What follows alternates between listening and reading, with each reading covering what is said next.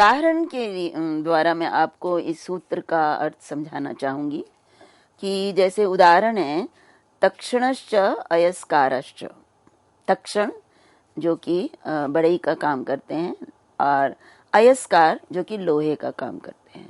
तो यहाँ पर लोहे का काम करने वाले और लकड़ी का काम करने वाले, इन दोनों में जब तक्षण शब्द से और अयस्कार शब्द जब हमारे पास द्वंद्व हो जाता है तो तक्षण और अयस्कार शब्द जो हमारे सामने रहता है तो यहाँ पर प्रस्तुत सूत्र द्वारा बढ़ई का काम करने वाले और लोहे का काम करने वालों का जब हम समास करते हैं तो ये अनिर्वसित होते हैं, तो इसलिए अबहिष्कृत हैं, इसलिए इनका समास करेंगे तो वो एक वचन में हम इसका प्रयोग करेंगे। इसीलिए हमारे पास जब तक्षण और अयस्कार होता है तो तक्षण के नकार का तो न लोपा प्रातिपदिकांत से लोप हो जाता है और तक्ष और अयस्कार संधि करके तक्षायस्कार हमारे सामने रहता है और फिर यहाँ पे तक्षायस्कारम इस प्रकार से ये रूप बनेगा। परंतु इसके विपरीत जब हम ये करते हैं चांडालाश्च मृतपाश्च, तो चांडाल और मृतप ये दोनों ही जिस कार्य को करते हैं ये इनको अनिर्वसित नहीं कहेंगे, ये निरवसित हैं। तो इसलिए इनका जब हम समास करते हैं तो चांडाल और मृतप जब समास हो जाता है तो यहाँ पर एक वचन का प्रयोग नहीं होगा।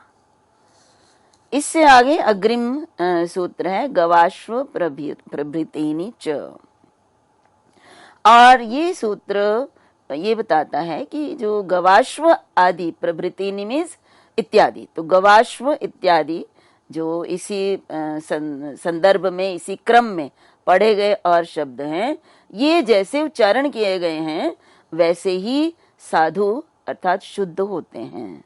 तो गवाश्व के अतिरिक्त और भी शब्द हैं, गवाश्वम, दासीदासम, ये सारे शब्द हैं जिस प्रकार से आचार्य पाणिनि ने इनको पढ़ा है उसी रूप में ये सिद्ध होते हैं, शुद्ध होते हैं। तो इसको मैं स्पष्ट करती हूँ आपको कि यहाँ पे गवाश्वम जब हम देखते हैं तो जब हम इसमें समास करते हैं तो गवाश्वम मतलब इसका विग्रह होगा गावश्च अश्वाश्च, और इसमें शब्द क्या है गो और अश्व। तो गौ और अश्व इन दोनों में जब समास करते हैं, गौ जस अश्व जस, जब समास करने द्वंद्व समास किया और द्वंद्व समास करने के बाद हमारे पास गो और अश्व शेष रहता है। यहाँ पर देखिए गो अश्व को यदि हम संधि सूत्रों की दृष्टि से देखें तो यहाँ पर आगे मैं अभी आपको बताने वाली हूँ कि किस प्रकार से रूप बनेंगे, परंतु यहाँ पर गवाश्वम रूप सिद्ध करके दिया गया है, किया गया है, इसलिए यहाँ पे ये सूत्र कहता है कि ये गवाश्व ही रूप शुद्ध होगा, इसमें गवाश्वम ही रूप बनेगा, एक वचन में बनेगा और गवाश्वम बनेगा।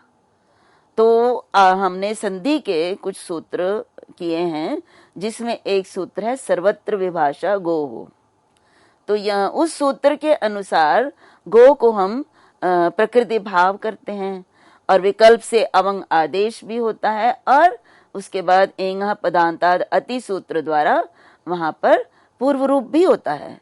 तो ये तीन कार्य इस संधि प्रकरण में हमने विस्तार से किया हुआ है, तो ये तीन कार्य यहाँ पे प्राप्त हो रहे हैं विकल्प होने के कारण, परंतु गवाश्वम में एक ही रूप दिया है और वो केवल अवंग करके, और उसमें बाकी जो रूप हैं वो नहीं दिए।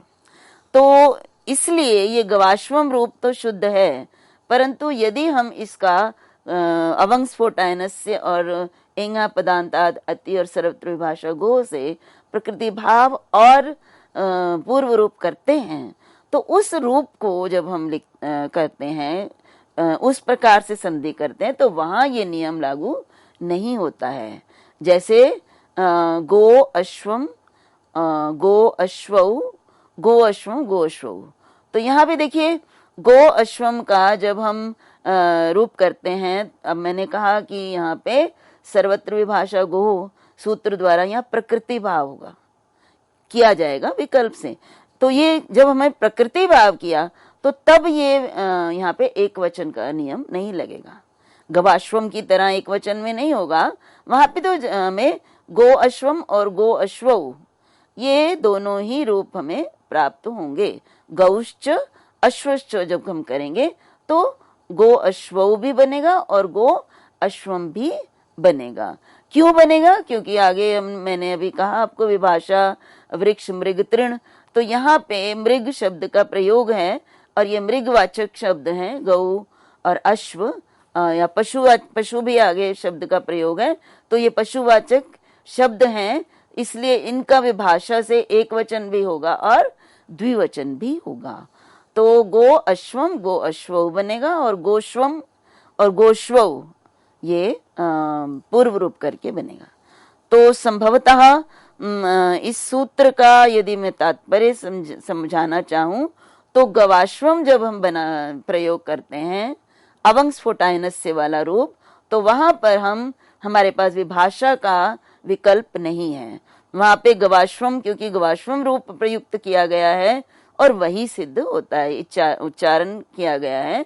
परंतु जब हम अवंग स्फोटायनस्य के अतिरिक्त दूसरे रूप बनाते हैं तो वहां पर फिर ये यहाँ पे विभाषा, वृक्ष, मृग, तृण आदि जो सूत्र है उससे हम यहाँ पर दो हैं तो द्विवचन भी प्रयोग करेंगे और एक वचन भी प्रयोग करेंगे, क्योंकि ये सूत्र विकल्प करता है। इसी प्रकार से देखिए दासी दासम है, तो दासी दासम, तो दासी च दासश्च, जब हम इनको करते हैं तो समास करने के बाद हमारे पास एक सूत्र है पुमान स्त्रियाः।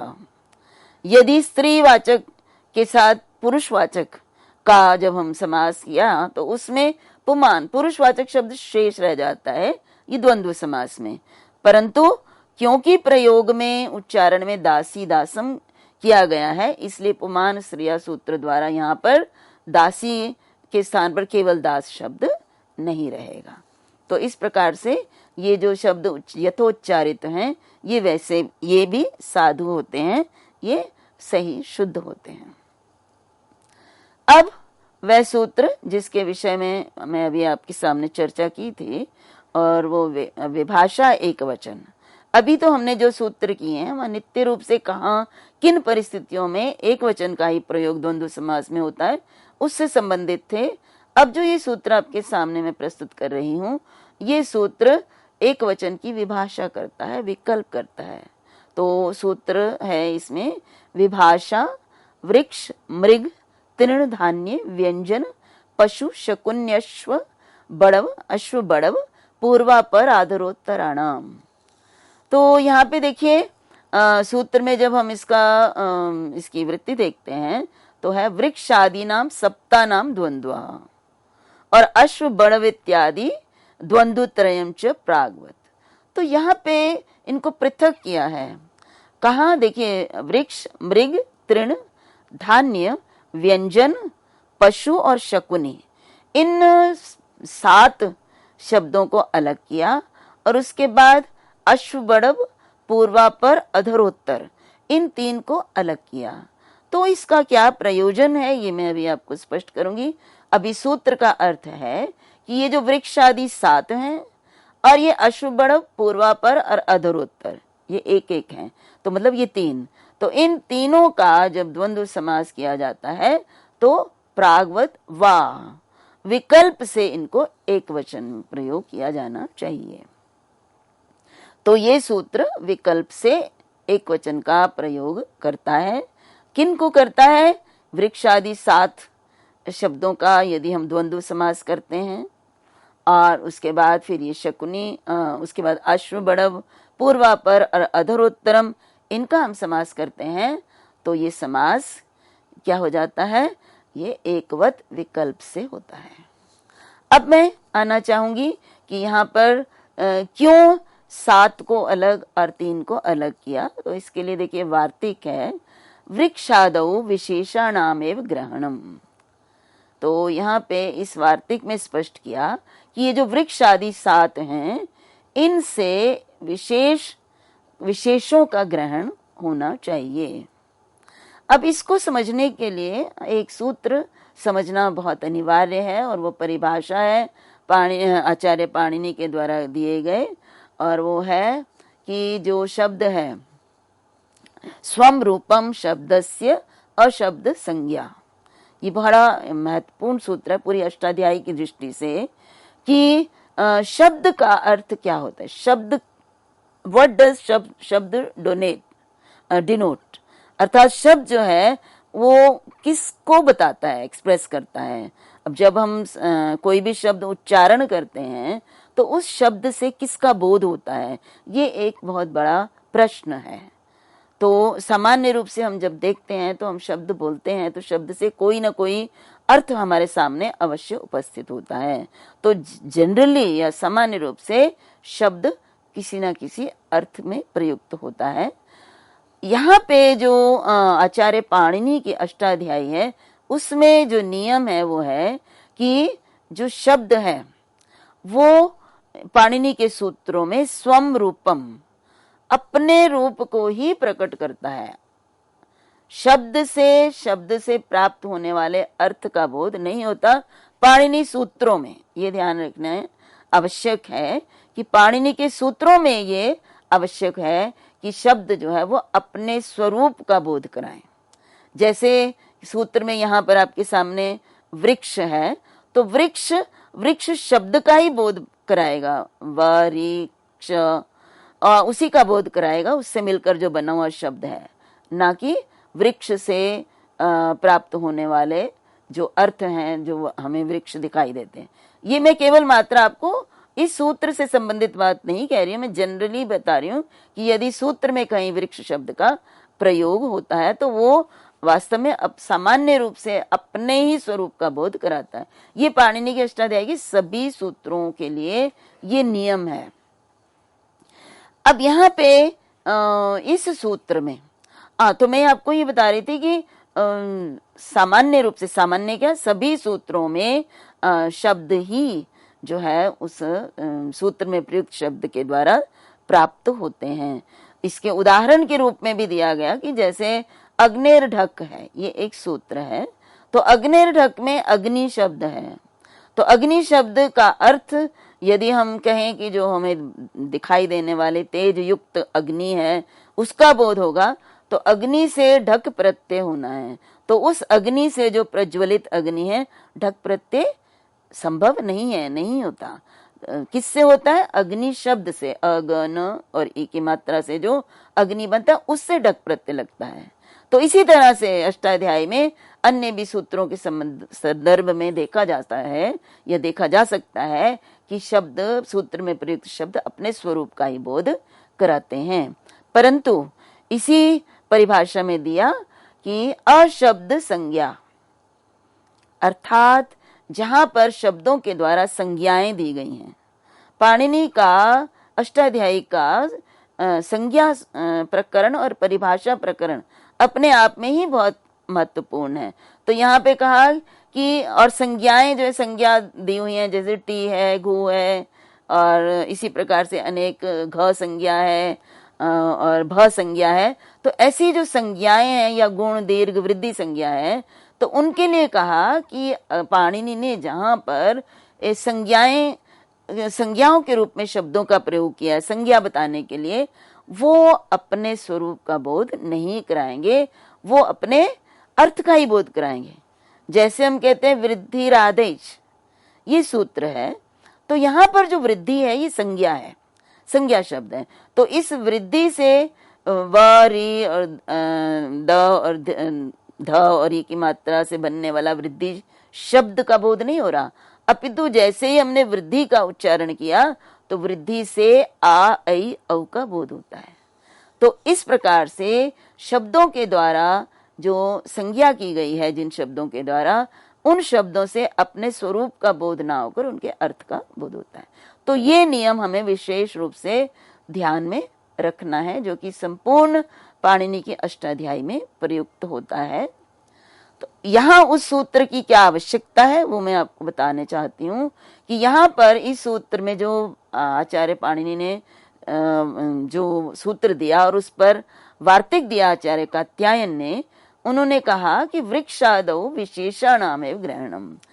तो क्योंकि सूत्र में वृक्ष आदि शब्दों का प्रयोग किया गया है, वृक्ष, मृग, तृण धान्य व्यंजन नाम से प्रयुक्त हुए हैं, तो जो है, जो मैंने अभी आपको सूत्र बताया स्वम रूपम, उसके अनुसार तो यहाँ पे वृक्ष से वृक्ष शब्द का ग्रहण होना चाहिए, अर्थात वृक्ष शब्द का, मृग शब्द का, इनका समास हो तो जो है विकल्प से एकवत होता है, तो ये अर्थ यहाँ पे नहीं हो सकता। इसलिए आचार्य कात्यायन ने वार्तिक दिया कि ये जो वृक्ष आदि 7 हैं, इनसे इनके विशेष अर्थात इनके जो अर्थ हैं, जो वृक्ष से वृक्ष विशेष जो हैं, जैसे बरगद का पेड़ है, पीपल का वृक्ष है, ये अर्थ ही प्राप्त होगा, इनसे इनके स्वरूप का बोध नहीं होना चाहिए।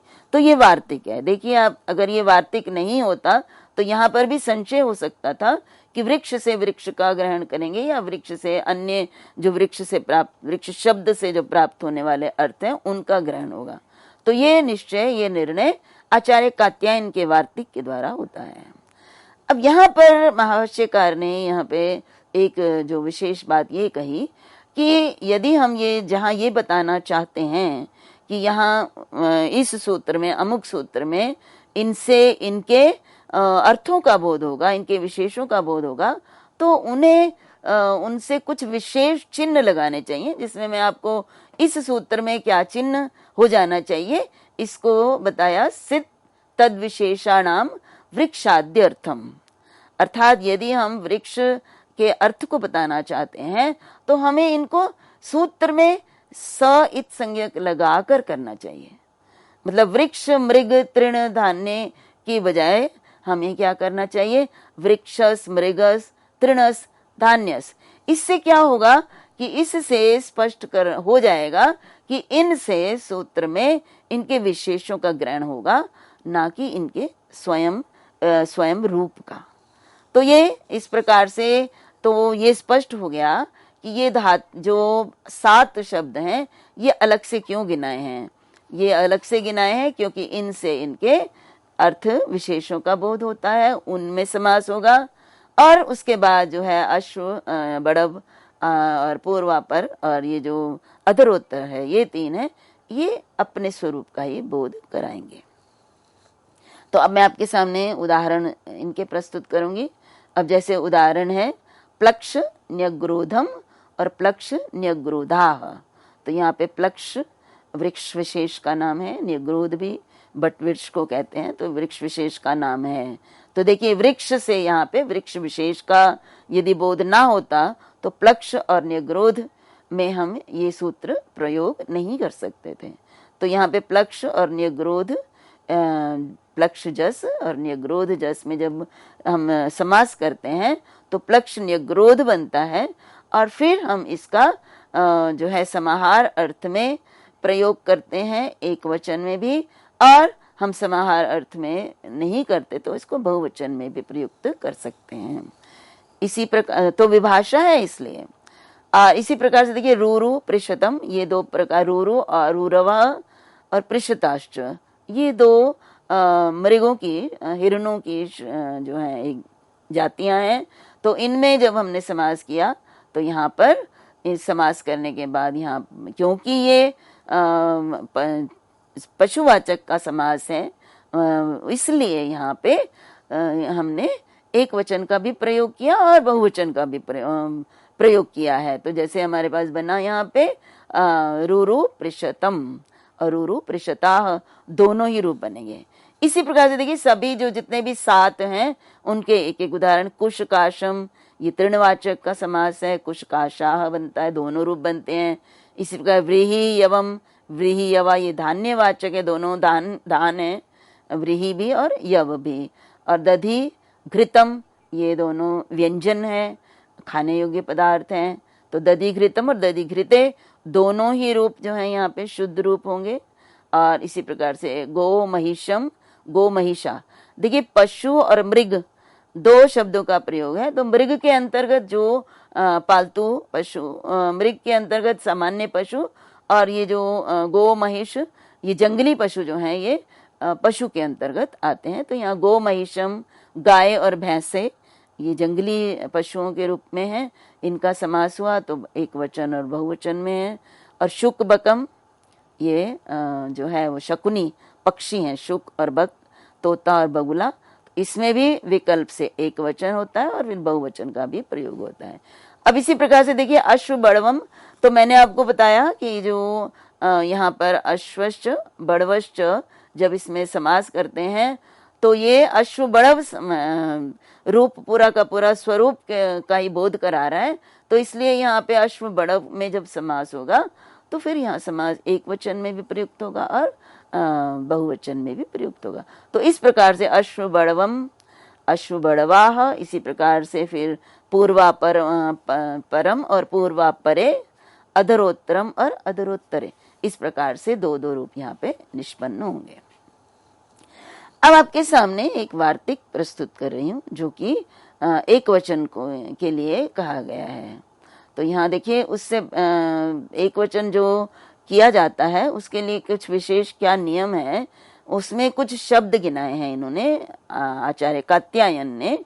उन्होंने कहा है फल, सेना, वनस्पति, मृग, शकुनी, क्षुद्र जंतु, धान्य, तृणानाम, बहु प्रकृतिरेव द्वंद्वा एकवत इति वाच्यम। इस वार्तिक को बहुत ही ध्यान से हमें देखना है कि इस वार्तिक में यदि ये कहा गया है कि यदि हम फलवाचक, सेनावाचक, वनस्पतियों के वाचक, मृगों के वाचक, पक्षियों के वाचक और जो क्षुद्र जंतु हैं उनके वाचक, धान्य या तृणवाचक शब्दों का यदि हम द्वंद्व समास करते हैं तो ये इनका, अगर हम ये बहु प्रकृति अर्थात इनका जब बहुवचन अनेकों का समास करेंगे तभी एकवत होगा, अन्यथा नहीं होगा। ये बड़ी महत्वपूर्ण बात है। मैं अभी आपको उदाहरण के माध्यम से इसको समझाती हूँ। जैसे उदाहरण है बदर आमलकम और बदर आमलकी। तो यहाँ पे बदराश्च आमलकाश्च, बदर और आमलक ये औषधियां हैं दो, आमला और बेर फल कह लीजिए, दो फल हैं। तो बदर बेर का और आमलक, इन दोनों में जब हम समास करते हैं तो जब हम बदराश्च आमलकाश्च करते हैं, बहुवचन करते हैं, तब एकवत होता है। और अगर हम बहु प्रकृति नहीं करते तो एकवत नहीं होता। तो यहाँ क्योंकि विकल्प से होता है, विकल्प के ऊपर ही ये वार्तिक है, तो एक वचन जब हम करेंगे तो तभी करेंगे जब ये बहु प्रकृति बहुवचन में होंगे तभी होगा। लेकिन यदि ये एक वचन में होते हैं तो हम इनको इसमें नहीं करेंगे। यदि हम बहुवचन में इनका प्रयोग नहीं करते हैं तो इनके साथ एक वचन नहीं होगा। जैसे देखिए बदरा मलके, तो यहाँ पे जब मैं विग्रह करती हूँ तो यह है बदरश्च और आमलकश्च, बदरम च आमलकम च, ये नपुंसकलिंग का रूप है। ये भी देखने के लिए पहचान है, बदरामलके जो रूप है ये नपुंसकलिंग का रूप है। तो जब हम इनको समास करते हैं तो ये फलवाचक हैं। फलवाचक होने के कारण इनको हम यदि ये द्विवचन में दो प्रयोग किए हैं ना, हमने कहा बदरश्च आमलकम च आमलकी च, तो जब हम इनको करते हैं तो ये दो का समास है, बहुतों का नहीं है। इसलिए यहाँ पर एक वचन ना होके दो होने के कारण द्विवचन में ही प्रयुक्त होगा। इसी प्रकार से देखिए बहुत महत्वपूर्ण एक उदाहरण है रथिका अश्वारोहु।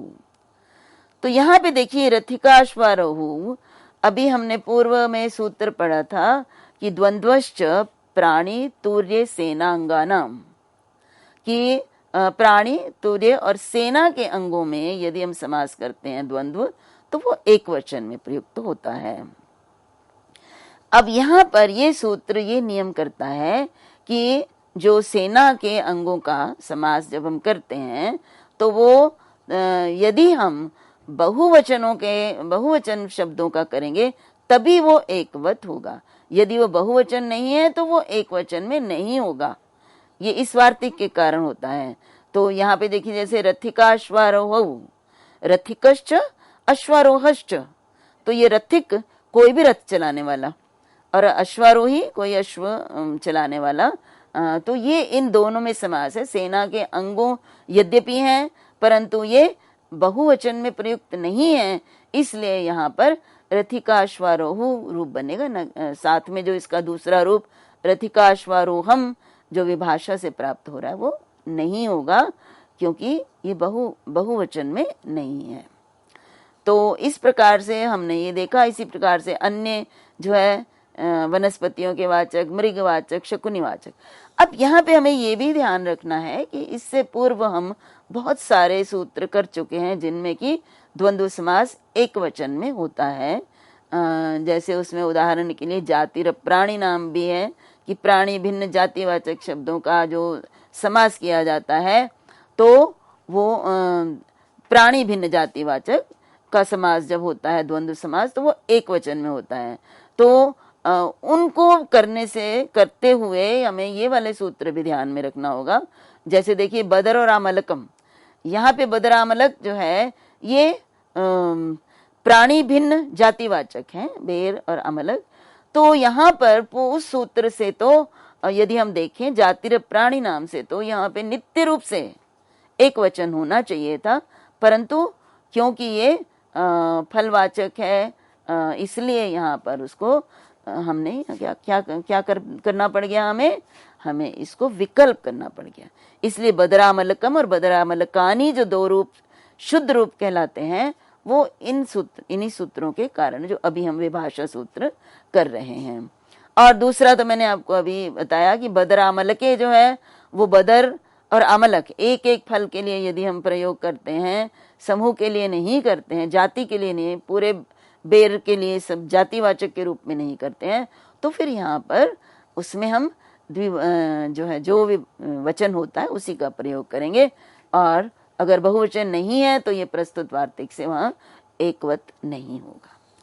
तो इसी प्रकार से रथिकाश्वारोहम और रथिकाश्वारोहौ ये दोनों भी रूप बनेंगे, परंतु द्वंद्वश्च प्राणितुर्य सेनांगा नाम सूत्र नित्य रूप से समास करता है, एक वचन करता है। वहां पर यदि सेना के अंग हैं तो वहां पर अगर बहुवचन में है तो वहां पर नित्य रूप से एक वचन का ही प्रयोग होगा। तो आज के लिए बस इतना ही। अभी एक वचन से संबंधित द्वंद्व समास के अन्य सूत्रों पर हम चर्चा अगले अपने व्याख्यान में करेंगे। तब तक के लिए सभी को मेरा नमस्कार।